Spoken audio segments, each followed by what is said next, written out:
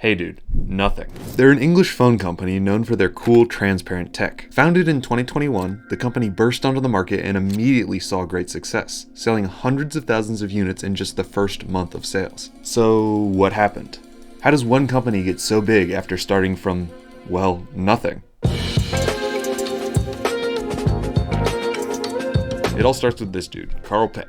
Carl was a tech enthusiast who started working for Nokia in 2010. He quickly moved on to Oppo, developing phones for the company and working closely with Pete Lau. The two of them went on to found OnePlus in 2013. OnePlus is a huge phone company that specializes in unique and viral marketing campaigns, but if you want to learn more about them, I have a whole video on the BBK brand. Carl acted as both the CEO and face of the company. The company was very successful for a while, but after a few years, they started to hit a lull. Sensing a jumping off point, Carl left the company in October of 2020 to start his own venture. By now, Pei was quite famous in the tech community, and investors quickly rushed to aid his new company idea. By December, he had raised over $7 million, with major investments coming from Kevin Lin, Steve Huffman, and Casey Neistat. By the end of January, Carl Pei announced his new company, and he was calling it Nothing. No, literally, the name of the company is Nothing. The initial announcement was delivered through a tweet that led to an Instagram, which led to a website. It became clear very quickly that the company was going for a premium feel. With brand colors white and off black, the company began hyping itself up as a giant reset button for all things innovation. That's a direct quote, by the way. They were throwing out everything and starting a company from scratch. It's easy to make something. Even easier when it's just like the thing before it. And the one before that. But like all good things, this one starts from scratch. They were using their background in product design to achieve a sort of extreme minimalism. Make tech that's so great that it just kind of fades into the background, something you don't even have to think about. Their dedication to meticulous design was apparent over the next month. Not only was the website pixel perfect, but the first brand video on YouTube was too. Beautifully designed with a dot matrix motif. They bought up the Essential phone brand, which was started by Andy Rubin, the founder of Android, presumably for the phone patents. Then they announced a partnership with Teenage Engineering to help design their products. This made perfect sense. The design language of these two companies is very similar. With the company officially underway, it was time for their first product. Okay, so they've drummed up a bunch of hype. On July 27th of 2021, they officially announced their first product. It's a pair of earbuds. They're calling it the Nothing Ear 1. This is the naming scheme that they're going to end up using for all of their products. It's the type of product followed by its designation in brackets. While this does seem maybe a little eccentric, it does stand out from other companies and helped drum up a lot of press. They're different, they're unique. They also had this super neat half-transparent look to them. Carl Pei has talked about the design trade-off of this transparent look. It is more difficult and therefore more expensive to make everything transparent like this. Making everything look neat and nice under the clear housing is a challenge and extra expense. But it's one the company was willing to take. Just for reference, this is what AirPods would look like if they had a clear housing. Yeah, not as cool. Their product was wildly functional, while also being some of the coolest looking earbuds on the market. That's really the best way to describe all their products. They are both incredibly practical and expertly designed. The Ear 1s launch at $99, which is absolutely wild. These amazing looking premium earbuds are launching at a fraction of the competition's price. It's important to note, these aren't crappy earbuds by any means. They sound great too. But the bold design kind of made the earbuds stand out, which was the opposite of the original goal. Besides the cool design, the product didn't do a whole lot to impress. It was all show. It was a good first step though. The company is putting a huge emphasis on quality. The company was also doing a huge push in marketing. Similar to OnePlus, Nothing was using every free avenue in the book, although with a more premium and exclusive feel to it. These tactics had already started to get old, however. They've basically used every free trick in the book to try and milk as much conversation about this product as possible. But the issue with that is that the expectation also goes up. Whereas in actuality, these guys haven't reimagined sound. These aren't fundamentally different to any other wireless earbuds out there. And they're actually just a fairly safe tech product in a really outlandish shell. But that doesn't change the fact that once you step away, once you remove yourself from that hype and just assess these as an overall value prospect, they're very easy to recommend. Needless to say, this was a good first step for the company, but they had some improving to do. However, consumers had to wait almost a year for their next product, unless you count a new colorway for the Ear 1 in December. They started teasing their next product in March of 2022. They released a couple of these anticipation videos with everything blurred out and a whole bunch of anticipatory tweets. They were calling their next product the Phone 1. and they were dropping slow hints of the design. It was obvious that the device was very ambitious, and through brief glimpses, the phone started to take shape. One of the first things that Carl leaked was this light formation, and it seemed like a weird pattern of LEDs, perhaps a design that would be on the back of the phone. They also released images of the brand new Nothing OS for their phone. At this point, it was an Android skin that was very bare bones, mostly just replacing the stock Android font with the dot matrix font from the ads. Then, on June 15th, they released a bunch of images of the device on Instagram, Twitter, and on their website. This thing looked awesome. It featured the same semi-transparent design as the Ear Ones. And the most interesting thing was the strange formation on the back glass. It was revealed that these were LEDs that could be used as an advanced notification system, and they were calling it the glyph interface. This feature absolutely blew up the internet. Sure, phones had notification lights in the past, but nothing this sophisticated. No phone had offered this much customization, not to mention that this phone's lights fit seamlessly into the phone's immaculate design. I mean, this phone was absolutely beautiful. The official launch video came in July, and this is when they revealed that it was coming in a black colorway as well as white. I remember watching this video when it came out and I was so hyped. The phone was set to launch the same day, and boy did it. But before we talk about the launch of the Phone 1, let's hear a word from today's sponsor. I'd like to thank Surfshark VPN for sponsoring this video.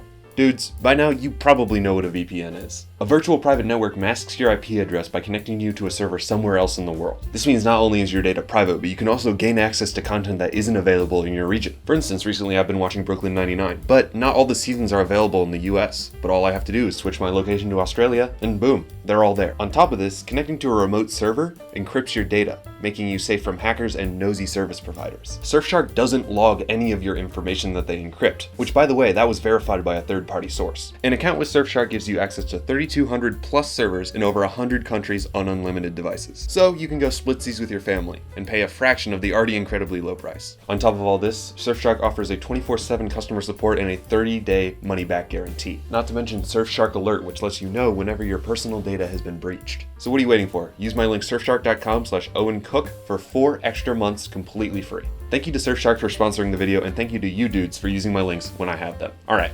Back to the video. Okay, the Phone 1 launches and everybody goes crazy. It launches at $400, which is a pretty mid-range price, but of course, it still has a premium design and feel. Metal glass construction, insane attention to detail, dual cameras. It wasn't long before people started comparing them to Apple. I mean, obviously there's the transparent back, but it looked shockingly similar to the iPhone 12 from 2 years earlier. The glyph interface, the flagship feature of this phone, serves many functions. It indicated charging status, it had different animations for different notifications, and it could be used as a nice diffused fill light for close-up photos. In some situations, it was better than the flash. This feature at its best is kinda gimmicky. It also didn't help that at launch, there were no real customization options. You just kinda had to memorize what each animation meant. The phone saw great praise for its attention to detail and enthusiast features, like the 120Hz screen, decent cameras, and even bezels all the way around. Not to mention the clean, near-stock OS with absolutely no bloatware. Nothing spent a lot of effort making this phone great for the price, and it held its own against similarly and higher-priced phones. The phone was a pretty big success. They weren't selling in the US, but within the first month they reported over 100,000 sales in India alone. That number of sales is great for a new company, but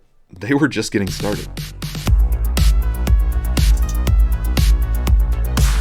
One of the first things that Nothing did after the release of the Phone 1 was raise the price of their earbuds from $99 to $150. Their reason was increased manufacturing costs. But it turned out they were just moving it over to make room for another pair of cheap earbuds. I specifically remember when they did this. It didn't go over very well. It just seems like a little sleazy to raise the price of something by 50% after you've already been selling it at one price for over a year. They also released their own beer in the UK called Beer 5.1%. Just thought I should mention that. Their new earbuds were called the Ear Stick, and they came in this cool cylindrical case that swiveled to open. This is the first Nothing product that I personally saw in the States. 2 of my friends had them at school, and then I eventually bought a pair for my mom. The design is really nifty, but just like other Nothing products, they just work seamlessly. I couldn't find any way to fit this into the script, but I would genuinely like to interview Carl or one of the guys from the design team. I know an employee is probably watching this video. They're pretty involved on YouTube, so if that's a possibility, seriously reach out to me. Around this time, the team had started to hit their stride online. The media team was having Carl do all these fun videos, picking apart other companies' products, working with YouTubers, responding to the community, and of course, teasing new products. In February of 2023, they released the first major update to Nothing OS. This took the software from just another skin of Android to a true piece of their ecosystem. Nearly every stock Android app had been skinned, and there were dozens of home screen widgets in the company's style. A very clean, round look with white, black, and an accent of red.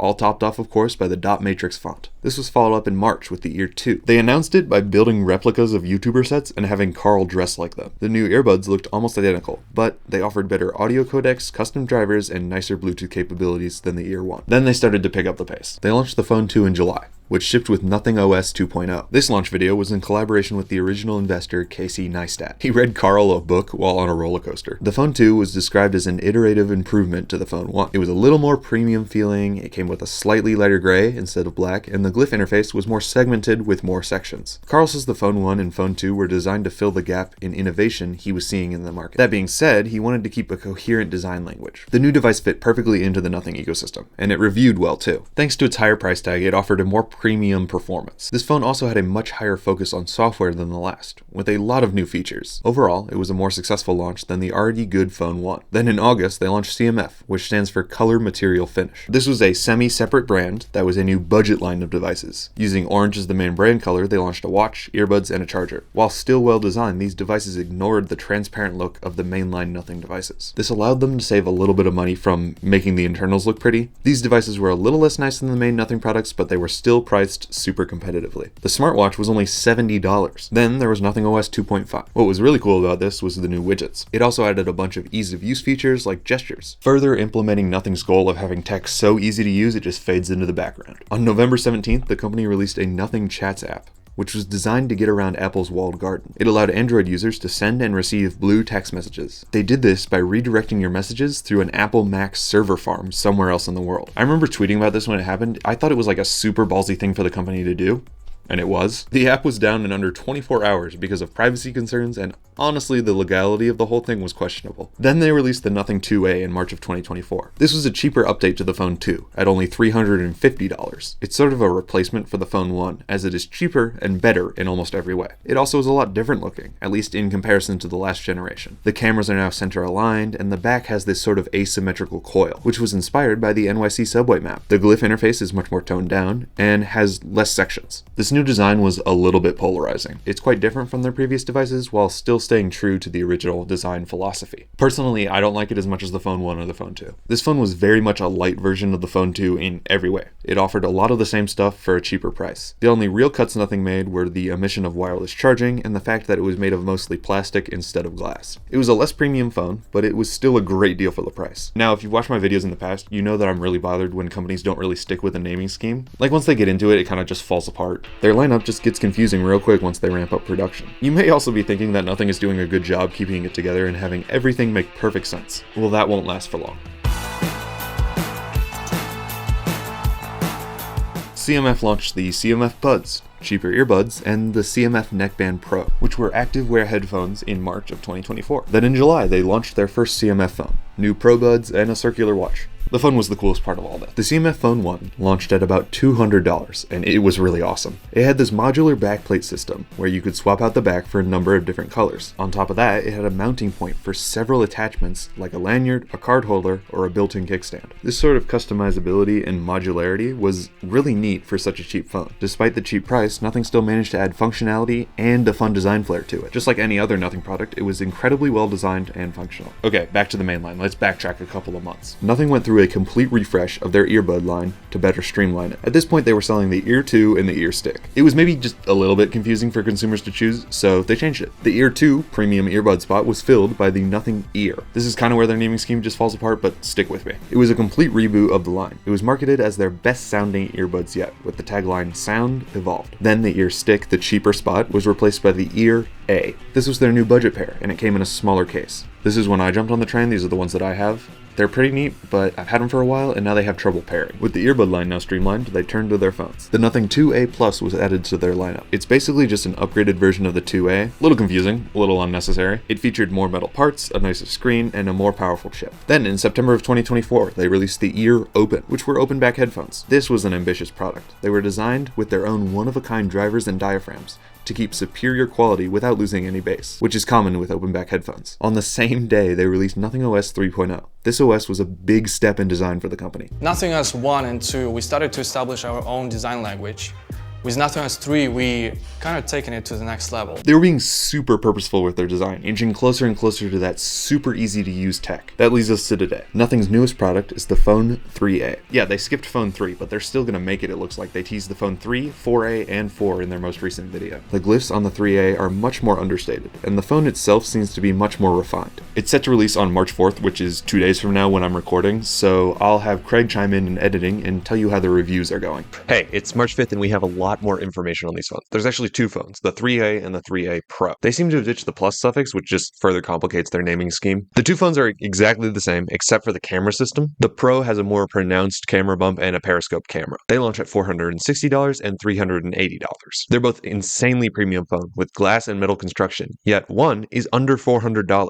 These are easily the best phones that Nothing has ever made. They keep up with $1,000 plus phones, and people have already started deeming them flagship killers. I mean, they came out yesterday, but I already know these are going to be a huge success for the company. So there you have it, the entire history of Nothing. They're an amazing company that has an unrivaled dedication to user experience and design. Unlike many other phone companies, they place an importance on innovation, not trends. It's quite easy, I think, to kind of reject everything after one season and then think about what's new. But for us, we're not really that interested in what's the sort of trendy colour. We're kind of forging our own path. And of course, I'd like to thank my members listed there on screen. My name is in this comic book. You can check out my Instagram at owencook.mp4. I have more videos just like this one. And party on, dudes.